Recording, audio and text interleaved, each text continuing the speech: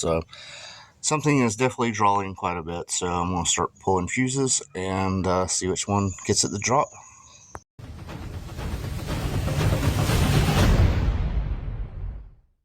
Alright guys, it is the next morning. Been spending time just sorting and going through stuff, and I was going to move the car, and Holly is very finicky about battery voltage. So I go to start it, it's 11.9. I got to figure out what this parasitic drain is before I go any further, because I can't keep doing this every time. So, if you don't know, so the battery is charged, it's on a trickle charger. I'll go ahead and take it off of that. So what you do is unhook the negative terminal, and then you're going to go from like battery post to the terminal on the amp setting and on your voltmeter, and you can see what your parasitic drain is.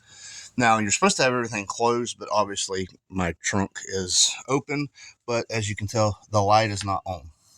So that don't mean that can't be drawing amperage, but this is going to give us some indication. So what I'll do is when I put the voltmeter on, put it on amps, I'll look at the draw, and then I'll just pull fuses until we get the biggest drop in amp draw. So let's see what we have. Got it kind of wedged in here, and then I got it zip tied to the terminal. Of course, I just knocked it out, but if you can keep it on like that, then all you have to do is run back and just keep looking. There we go. So now I can just come back and look and not have to keep probing it each time. So we're at 5.3. You're supposed to have like almost nothing.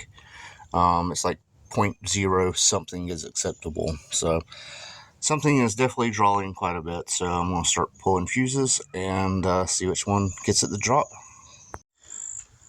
Have a lot more to be worried about. I am bamboozled at this point. So I put the terminal on here. That's negative to negative. It says I have a positive 12 volts. So I have a power wire touching somewhere that shouldn't be touching. I don't know where, but something is sending power somewhere. Now the thing is, I have every fuse pulled, so I don't know where that could be at. I really don't. Alright, so I've disconnected everything from the battery except for the power wire that runs from here to the front. I'm still getting 11 volts from negative to negative. So that tells me somewhere along this line that is pinched, cut, crimped, something, but something is shorting out from here to there. I'm going to disconnect it from that end, and then I'm just going to kind of walk it through and see what the heck I can find. Alright, so I traced it all the way up to this. I thought this might be bad. So I took all the wires off. I added the battery first. There was no voltage at the negative. I added wire, added wire, added wire. There was no voltage at the negative until I hooked this one up. Now if you look, there is a black wire and it goes to this relay, but I don't know if I did it wrong. Disclaimer, I did this little junction here, so if anything is wrong, it is my fault. So I definitely need to go through and figure out what I did wrong and fix it. So it's going to be right there in that junction. Just to show y'all, I'll just slide it on real quick. 10.91, 10.80. I got them both hooked up just to be accurate. Unhook this. There. And it's at 0. Alright, we're at right around 10.9, 10.8. So what I figured out is I just brought this power wire to this, and then that's where the ground issue is. As soon as I unhook that, that's when it comes to 0. So it's in this wire, which I thought was to the fans.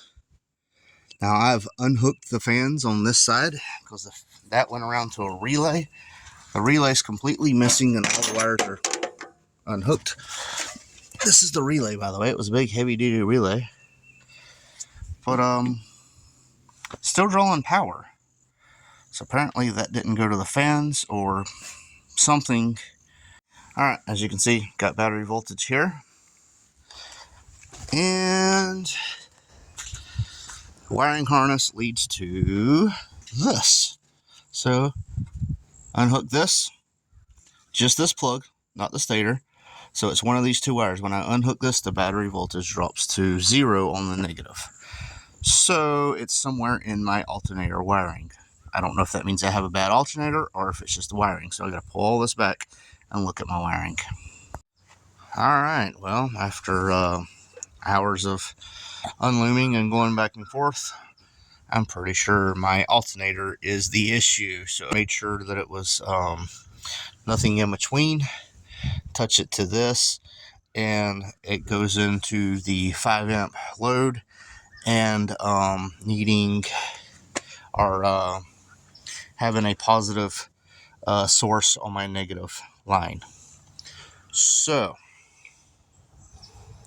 I think my alternator has failed internally, and yeah, not much I can do about it rather than replace the alternator, I guess. So after about ripping my hair out, I'm glad it wasn't my wiring.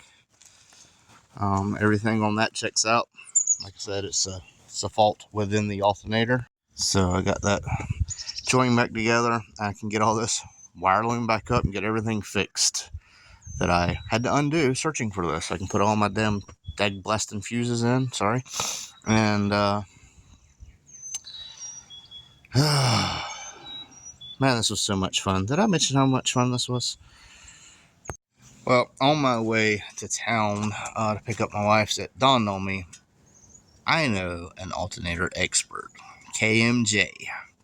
So I talked to Ken, and he said, yeah, it's pretty, it's a known thing in the alternator industry where a diode fails, and it fails in, I think he said, the closed position. So the alternator charges just like it should.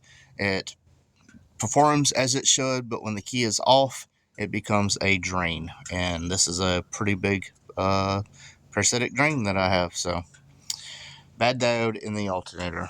So I definitely got to check that out. And if y'all are in the market for a killer alternator, like he builds these, look up KMJ. I'm going to leave a link in the description. Ken at KMJ. He is well known in the Terminator community, that's for sure. Everybody that needs an alternator, they go with KMJ or they regret it. So yeah, thought I'd just throw that in there. Alright guys, it's a few days later. Just had a lot going on, so I got to get this wire loom all back together, get all this neatened up again, fix this here. This can be fixed because I got to switch out the alternator anyway, so this is the wire that goes to that. So all these can be put into one again, and yeah, see how it goes. Alright, well, I cussed myself for having everything loomed up so good. Couldn't stand the way it looked. Went back and loomed it up. Only wires that are showing are wires that are immediately coming out that there's nothing I can really do about. So that's about as clean as I can get it as far as wiring. I just got way too much stuff going into that terminal to suit me, but I did kind of loom it up, tape it up, try to make it look somewhat presentable. Got it up out of the way of the tire. That's the most important part. And I think this is going to be pretty much how it's going to set until the alternator comes in and I can get that replaced. So guys, let me know, have y'all ever had this happen? And this sent me on such a chase. Like, all the fuses are still in on the floorboard. I had everything pulled. I was unplugged. The Terminator X is unhooked. Everything is unhooked from this car, and I was still getting a drain. Of course, when I unhooked the alternator, that's when I found it, which happened to be the very last thing that was plugged in that I could access. So it's always the last, right? Anyway, I have never in 30 years of being a mechanic or working on cars, messing with cars, being in the car scene, have I ever ran into this issue. I didn't even know it was possible. But KMJ said, yeah, he sees it quite often. KMJ builds high-performance alternators, if y'all didn't know. I think I mentioned that previously. But yeah, this has been something. I got all these side projects, and I put them pretty much all on hold to get this done, because that's a brand new battery. That's a freaking $140, $50 battery or something like that I just had to warranty out. And it was still dying on me at night, and I had it on trickle charger. So that's the reason. I didn't want to sync up in the morning, and I always said it was the first start of the day that was the hardest. That's because the battery voltage was the lowest. It didn't allow the engine to turn enough, which did not sync up with the Holly, which does not kick on the fuel pump. It's got to be like 200 revolutions or more before the fuel pump sends fuel back to the rail. It wasn't doing that because it was like 175, 180 revolutions that it was turning, and wasn't triggering anything. So long story short, guys, if you're running into an issue that is just crazy, like I've had fueling issues, I've had all these issues that I could not figure out, and that was backfeeding. So there's no telling how much electrical interference, how much dirty noise, they call electrical interference dirty, like a dirty signal that I was getting. There's no telling. So I cannot wait to get this fixed and see, get this alternator replaced and see what all is gone now that I figured out the issue. But again, guys, sorry for rambling. This is Horseplay. Thanks for watching. Check them alternators. Check out KMJ, and we out. Turn around, I done made it this far. Look back now, that wouldn't be too smart. Shoot for the stars even when it gets hard. Put my faith in the Lord with the 60 bars. I won't turn around, I done made it this far. Look back now, that wouldn't be too smart. Shoot for the stars even when it gets hard. Put my faith in the Lord with the 60 bars. I won't turn around, I won't.